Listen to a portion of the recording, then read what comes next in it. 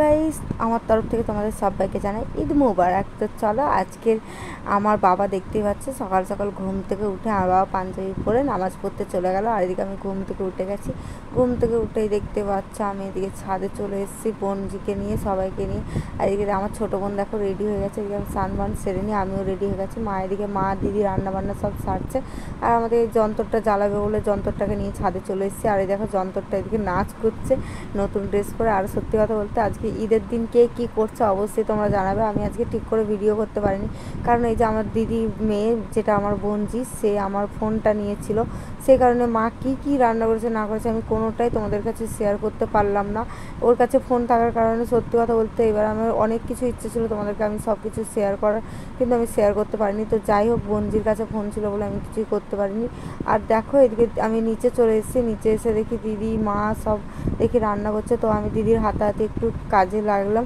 তো দিদি এদিকে বিরিয়ানি সাজাবে, দেখতে পাচ্ছ দিদি ডেচকি নিয়ে বসে পড়েছে। এদিকে আমি মিষ্টি আতর, গোলাপ জল, কেওড়া জল সব একসাথে মিক্সড করে নিয়েছি। মিক্সড করার পর দেখতে পাচ্ছ এটা ডেচকিটা এত ভারী হয়েছে তোমাদেরকে কি বলবো। আমি নিয়ে গিয়ে এখন গ্যাসের উপর চাপাচ্ছি, মা আছে বারান্দায়।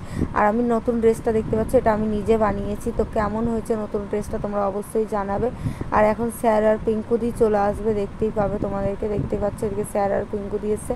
তো আমি তেমনভাবে ভিডিও করতে পারিনি, কারণ আমাদের যন্ত্রটার কথা তো তোমাদেরকে বললাম। তো অনেকক্ষণ মজা করলাম, আড্ডা টাড্ডা দিলাম। আর যন্ত্রটাকে বলছিলাম একটা ফটো তুলি, একটা ফটো তুলি। ও কেন ফটো তুলবে, তো আমাকে জড়িয়ে ধরে আমি ফটো তুলবো না, আমি ফটো তুলবো না। তো যাই হোক, আমি এদিকে রেডি হয়ে গেলাম। এদিকে আমার বন্ধুরা এসেছিলো, তো দেখতে পাচ্ছি এই যে আলিসা আয়ুব সব এসছে। তো চলো এদিক থেকে আমরা ঘুরতে যাবো, এদিকে ওয়াসিমও আসবে বললো, তো সেই কারণে আমরা এদিকে বেরিয়ে পড়ছি। আমরা আগে হাটখোলা পাড়া মায়া মেলা টেলা ঘুরে নিয়েছি, মেলা ঘোরার পরে দেখি ওয়াসিম আসছে রেডি হয়ে, তো অনেকক্ষণ দেরি করে এসছে। তো যাই হোক, এটা কি নীল পুজো না কি বলে, তো সেই কারণে দেখতে পাচ্ছ আমরা বাইক করে যাচ্ছিলাম, তো আমি একটু ভিডিও করে নিলাম তাদের। ভিডিও করার পরে আমরা একটু খাওয়া দাওয়া করলাম বাইপাসের ওখানটায়, খাওয়া দাওয়া করে টোরে আমি তেমনভাবে ভিডিও করিনি, আমার ভালো লাগছিল না। আর ফোনে চার্জও ছিল না, কারণ সারাদিন ফোন চার্জে বসানো হয়নি, 10% চার্জ থাকার কারণে আমি ভিডিওটা সেইভাবে করতে পারিনি। তো যাই হোক, ওদের সাথে আড্ডা দেওয়ার পরে আমি ঘরে চলে এসেছি, ঘরে এসে ড্রেস ফ্রেস ছেড়ে নিয়েছি, দেখতেই পাচ্ছ। অনেকটা রাত হয়ে গেছিলো, মা বললো খেয়ে নে। তো দুপুরবেলায় যে বিরিয়ানি করেছিল, তো সেই বিরিয়ানি নিয়ে বসে পড়েছি। তো বিরিয়ানি খাওয়া দাওয়ার পরে চুলটা বেঁধে নিলাম। তো চলো আজকের ভিডিও এই পর্যন্ত খতম করলাম, বাই।